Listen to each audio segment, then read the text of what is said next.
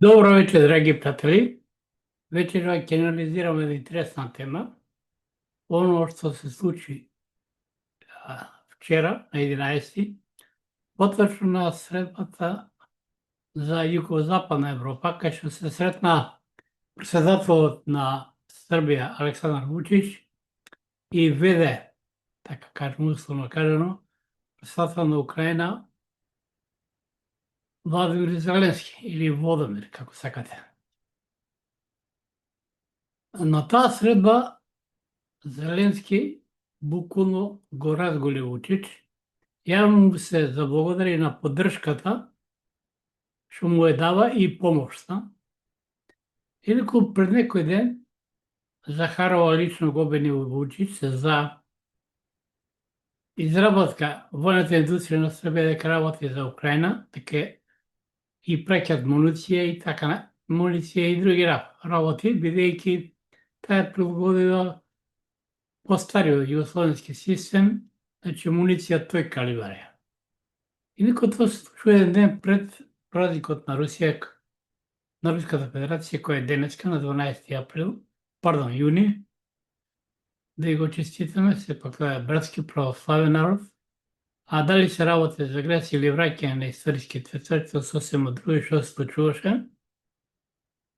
Не би требало да се многу коментира, бидејќи да не забораваме Русија право не признат без никакви услови под уставното име. Ја добро сеќава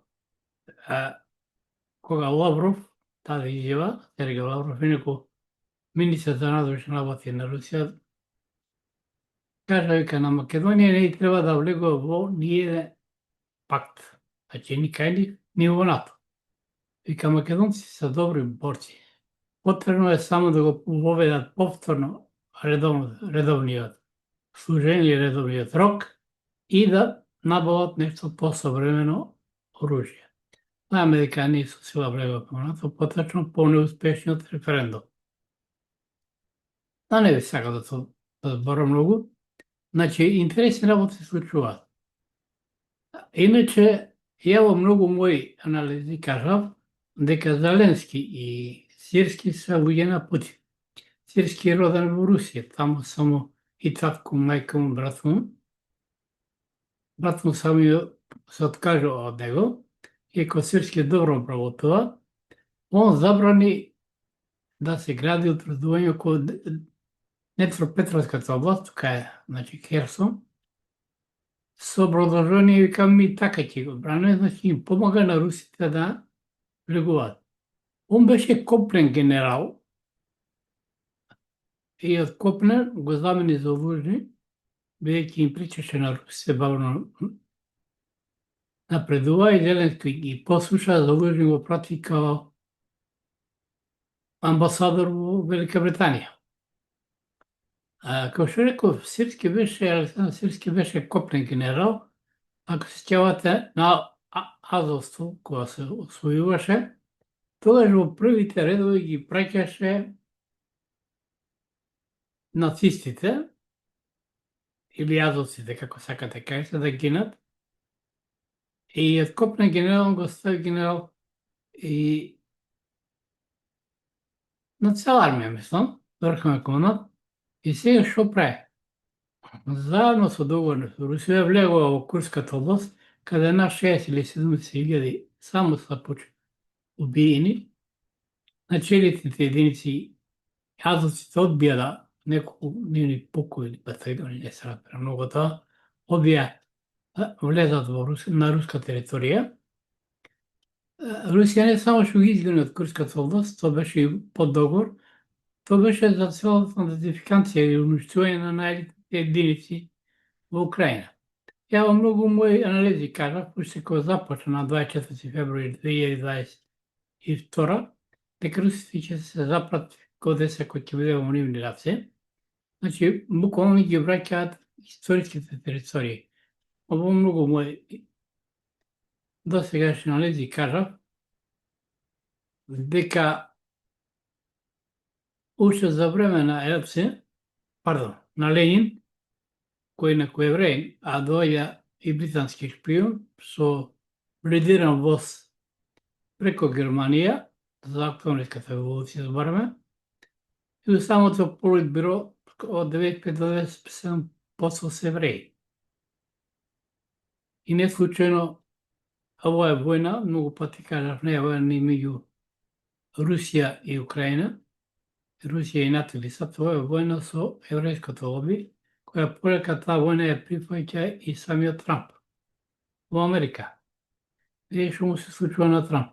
Тамо нон-стоп во Лос Анджелес, место тој дел, има почнаа големи протести поради депортација на имигранти. Но да се вратиме на Украина, Србија направи огромна грешка. Значи, Зеленски отворено кажа, го разголи, ќе каже помогу да работува и за Путин, но се и на две случаја. Го разголи Вучич и интересна работа, британската Ми-6 фрли околу на сите 8 нас, веројатно поради овој стратешки договор, и особено на Александар Вулин, кој е министер за внатрешни работи на Србија, а кој е добар пријател со Путин, често оди во Русија. Ја не би си играл, за мене недоветна работа и изјавата на медиите, кога знаеме дека Русија поседува 2/3 од природните светски ресурси, дека македонската нафтена индустрија е зависна од арапската, него е од руската, и гасот, значи, нашите строеви треба да се сруши или да се смени цел производство на нафтата, мислам дека се Окта е под Грчка. Значи, Македонија користи руска нафта, да се разбереме, без разлика преку која купуваме не арапска, бидејќи нашата рафинерија не е адаптирана за таа нафта. Не само таа, и многу европски, се уште на руски газ и нафта. Они преку Индија тајно, буквално Индија препродава руска нафта и газ, а Америка нема доволно. И се тоа што се случува на глобалната политичка сцена, особено со создавање на БРИКС, Трамп сега се обидува да влезе во таа тројка, ви реков. Они се свесни дека губат доминацијата во светот сад. И новата поделба е направена. Интересна работа, ја и во минатото видео кажав, поделбата е направена, а на Русија европскиот дел, освен источниот ќе припадне, и Балкан, да се разбереме, таа нова поделба, затоа треба да внимава какви потези влече. Украина е препуштена Русија, чак и веќе не знам дали састуваат оружје или оно што е веќе договорено. Исто така Трамп направи поделба со Кина. Како направи? Значи, се иде на уништување на британското империја, целосно. Како? Трамп не случајно изјави дека ќе ја припои Канада. Знаме дека тоа не званична колонија на Велика Британија, исто како Австралија, а Австралија препушта на Кина, бидејќи веќе таму е навлезе многу кинески капитал, многу брендирани фирми се под кинески раци. Може да очекуваме наскоро Австралија да стане како кинески континент. Тоа не би ми изненадало мене како аналитичар, познавајќи ги настаните и како образован политичар, мислам. Значи, огромна грешка Вучич направи, особено со средства со Зеленски. Од Зеленски ја му кажа, благодариме за помошта и поддршката. Ако се сеќавате, пред 2 години, мислам беше, кога бом со оружје, наводно за Африка, српски авион падна, беше срушен од Русија, тој беше за Украина. И сега, кој што мене ми познато, моите анализи од новинарски, дека Србија преко Романија и дава оружје на Украина, поточно мунисија и гранати, бидејќи они се исти систем кој што имаше СССР и Југославија, зборам за калибрите.